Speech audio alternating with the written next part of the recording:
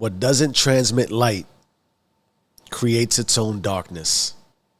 And so I'm here to hopefully help you by sharing the dark side of what I refer to as my professional drinking career.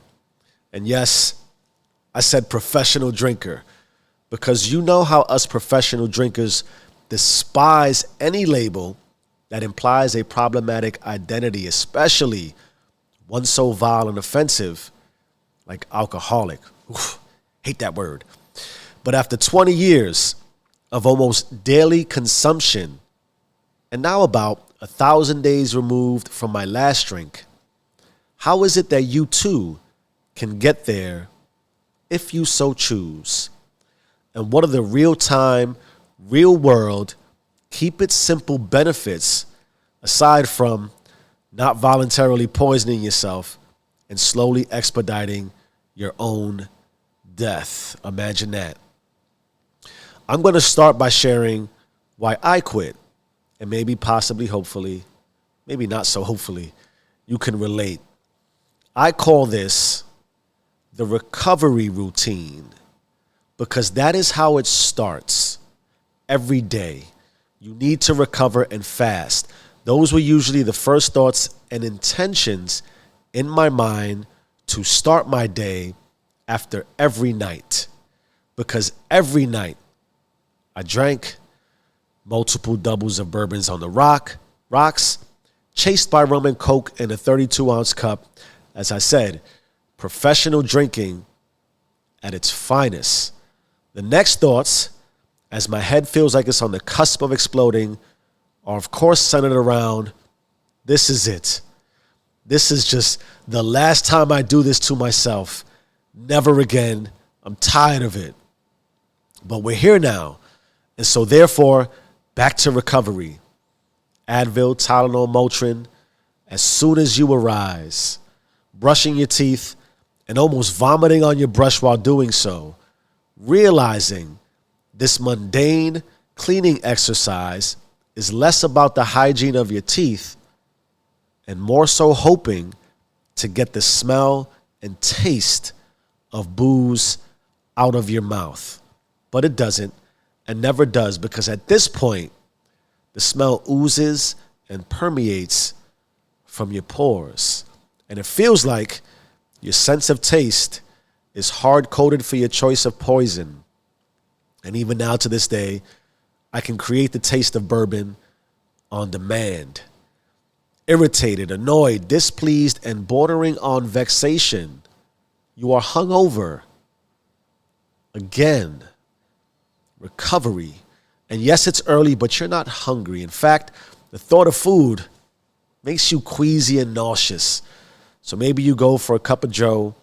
For me, it was a Gatorade. The continued emphasis here is whatever it takes to get you to a place where you can just recover and function. Why? Because you must get through the day. That's it. Recover. Get through the day.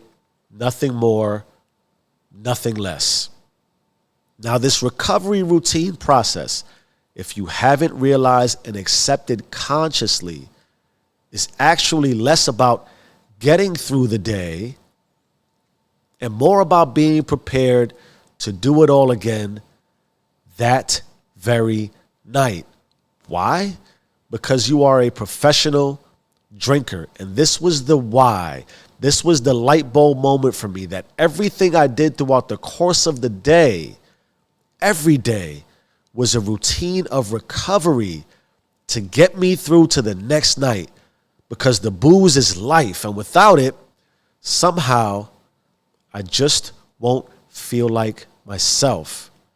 And if you are living in constant recovery, then you're likely emotionally, spiritually, physically, and consciously disconnected and distracted from a greater life. And anything to the contrary is flat out denial, you professional drinker. Now let me sum this up, because I think this is important and hopefully makes an impact. My moment of clarity and why I knew I had to quit was the realization that I am living my life in constant recovery. day after day after day in order to allow myself the opportunity to do it again so I can feel like myself. My life was literally built around a routine of drinking. And that was just the last time I was going to allow it. So now that you know the why, and hopefully now you're considering why you should, let's discuss the possibilities around what is actually stopping you as far as what I experienced, because these things are really real. Let's begin with fear. Fear, of course, is the derivative of all doubt, anxiety, stress, and negative connotation you can assign to the emotions of life. So let's use that. The first possible fear, the fear of sobriety. I've been drunk so long, how could I possibly live sober? I drink to take the edge off. I drink when I socialize. I drink with my friends and colleagues. I drink at dinner. Every scenario I'm involved in includes alcohol. How do I actually live sober? What a scary thought. The second possible fear that I certainly experienced, the fear of withdrawals. I don't think I can endure the withdrawal stage. If hangover headaches are this bad, imagine a day or two without this thing. Probably even more powerful headaches, night sweats, can't sleep. I just might die, right? That's what's going through your mind. What's a third fear? Will I still have friends? And a quick thought on that. Do you find yourself only liking your friends when you're sober? Let's think about it. All right, so those are the fears. Now, what do you do? What did I do? I'll share. Firstly, I used fear as a motivator, but flipped it on itself in order to scare the shit out of myself. It works for me. I learned that 95,000 people die every year from excessive alcohol use, and it's the third leading cause of preventable as in avoidable, also truthfully said, self-inflicted death in the country. Let that sink in. And for you pessimists, yes, we all die one day, but expediting it voluntarily, at least in my opinion, is no bueno. What else did I also learn that scared the shit out of myself? The brain, pretty important. And the way the high is produced through alcohol to that important brain is by removing oxygen from the brain. In short, it is the killing of the brain that produces the high. And all this is all voluntary. Then just think about how you feel night after night after night, and ultimately day after day after day, and realize that alcohol is responsible for this feeling. And you're doing it voluntarily because it's preventable. Stop that. Now that I'm scared, here's the second thing I did. I created a sponsoring thought. And real quick, if you don't know, a sponsoring thought, I'll sum it up this way. It's like the overarching thought and mission statement. And it must be established with clear passion and intent. You got to be emotional about this. But this thought essentially gives birth to all other subsequent thoughts. It's basically the goal. And in visual context, think of it like this. It's the first sprinter in a baton race. The first person off the blocks, and sprinting is the primary thought that is behind the thought, behind the thoughts, the sponsoring thought. It passes the baton onward. So importantly for me, and in that vein, my sponsoring thought was, I am not drinking today, just today. That's my lifestyle. Key takeaway and of importance and worth highlighting. Never intentionally, I never said never, and have never said never again when it comes to drinking. Worth repeating. The thought and words of I will never drink again in my life has never been my sponsoring thought. My sponsoring thought is I'm not drinking today, just today. Why? In my opinion and experience, this will shrink the process down and allow you to feel more in control. And I know you like control, because we all like control. So if you go and make this a definitive never thing or forever thing, it's inevitable. You know how you are, you know how we are, for your mind and ego to push fear forward. And in your head, it'll go something like, so you're saying never, as in never again, like never ever? And then that's when all the what ifs start to creep in your head. Well, what if we hit the lotto and go to Hawaii? All those what ifs. And it's going to start to fuck you up on the inside. Just today. And of equal importance to emphasize, me, Cliche Jeff, consciously refuse to subscribe to any challenge or long-term time goal. For example, dry January, measured goals 100 days, 500 days, and even though I'm at 1,000, I never said that that's what I would do. I deliberately and intentionally shrunk it down to sponsoring thoughts today. I am not drinking. I don't track it. I just let it go. I know it doesn't sound sexy and all revelational, but I believe any long-term vision, if you look too far out, it can feel daunting and your mind again starts to race through the fear and highlight the fear, and then you're battling yourself unnecessarily. I will repeat it again. All I said was, not today. And that gives me continued power of choice that helps me rationalize and soothe the ego. And finally, I know you're thinking, wrap this part up, Jeff. Once you realize that today is all there is, you'll stack the days and you'll feel better. All right? The third thing, purpose over pleasure. Now, I don't know specifically what you need to do, what you are designed for, or what you are even capable of. But if you don't laser in on a purpose for yourself, you will resort to purposelessness and all that comes with it, which likely means you'll never put the bottle down. Now, the easiest direction I always point folks in who I talk to about this purposefulness, 3 quick questions. What makes you feel more self-love? What makes you light up on the inside? What do you believe what do you believe you were designed to do? Then just imagine, if you would, if your version of God sat in front of you and told you he would be your artist, and he pulled out a canvas with a paintbrush in hand and looked at you and said he would paint into the existence of life in this reality all you want for yourself.